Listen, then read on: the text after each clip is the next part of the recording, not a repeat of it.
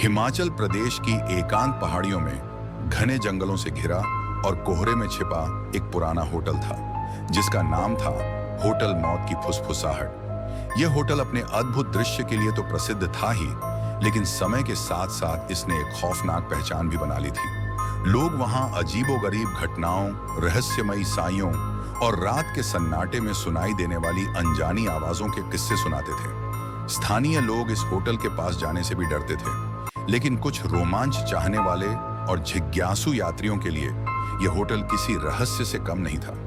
एक शाम 4 दोस्त समीर, प्रिया, राघव और निशा इस खौफनाक जगह को देखने का फैसला करते हैं। वे हफ्ते के अंत में घूमने आए थे और होटल के बारे में सुनी हुई कहानियों ने उनके अंदर इस जगह को देखने की तीव्र इच्छा जगा दी थी।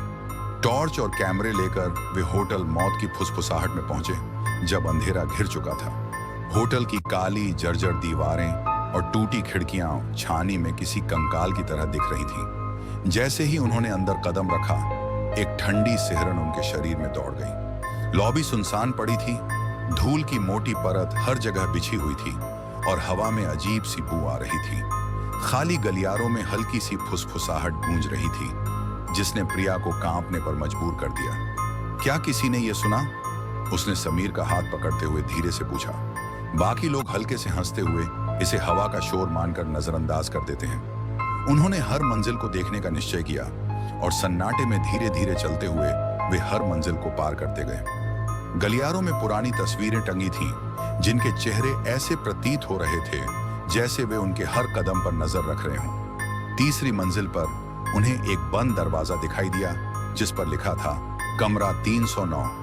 दरवाजे पर एक जंग लगी तख्ती थी जिस पर लिखा था अपने जोखिम पर प्रवेश करें। राघव, जो चारों में सबसे ज्यादा साहसी था, ने दरवाजा खोलने की कोशिश की। थोड़ा जोर लगाने पर दरवाजा चरमराता हुआ खुल गया। अंदर का कमरा धूल से भरा हुआ था। पुरानी फटी हुई पर्दे और टूटे फूटे फर्नीचर के साथ एक बिस्तर पड़ा था, जिसे देखकर ऐसा लग रहा था जैसे सालों से किसी ने उसे छुआ ना हो। अचानक उन्हें हल्की हल्की लोरी गाने की आवाज सुनाई देने लगी।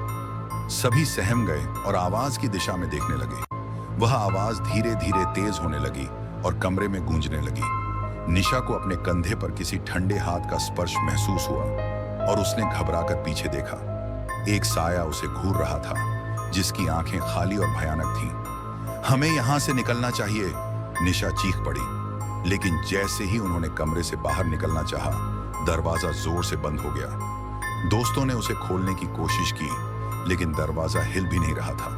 अब उन सब में घबराहट फैल गई थी, क्योंकि उन्हें यह एहसास हो चुका था कि वे कमरा 309 में फंस चुके हैं। अचानक लाइट्स जलने बुझने लगी और एक औरत की आवाज कमरे में गूंजने लगी। तुमने मेरी शांति क्यों भंग की?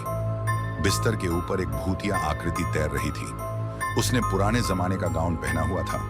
उसका चेहरा पीला और आंखें खाली थीं और उसकी नजरें उन पर टिकी हुई थीं। हवा में ठंडक बढ़ने लगी और उनके चारों ओर उसका क्रोध महसूस हो रहा था। प्लीज, हम माफी चाहते हैं, प्रिया कांपते हुए बोली। वह भूत उन पर धीरे धीरे आगे बढ़ने लगी। उसकी आंखों में दर्द और गुस्से की छाया थी। समीर ने देखा कि बिस्तर के पास एक धूल से भरी डायरी पड़ी हुई थी। उसने उसे उठाया और जल्दी से उसके पन्ने पलटने लगा। वह डायरी एक औरत रिया की थी, जो दशकों पहले इसी कमरे में रुकी थी। उसके पन्नों में दर्द और धोखे की कहानी थी। अपनी शादी की रात पर उसे उसके प्रेमी ने छोड़ दिया था और उसी रात उसने इस कमरे में आत्महत्या कर ली थी।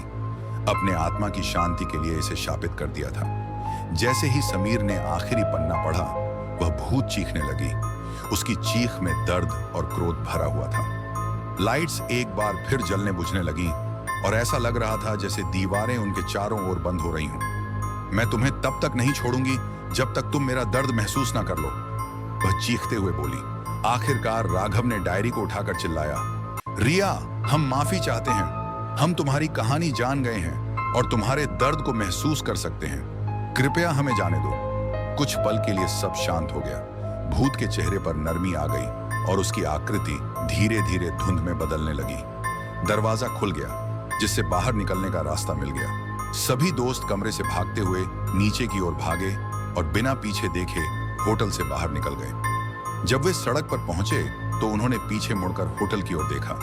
कमरे की खिड़की में उन्हें रिया का साया खड़ा दिखाई दिया। उसकी खाली आंखें उन्हें घूर रही थीं। उनकी आखिरी फुसफुसाहट उनके कानों में गूंजने लगी। मेरा दर्द अनंत है, मेरी कहानी हमेशा जिंदा रहेगी। अगले ही दिन दोस्तों ने हिमाचल प्रदेश छोड़ दिया और उस भूतिया रात की घटना का कभी किसी से जिक्र न करने की कसम खाई। लेकिन उनके दिलों में हमेशा के लिए रिया की दर्द भरी आंखों की यादें कैद हो गईं।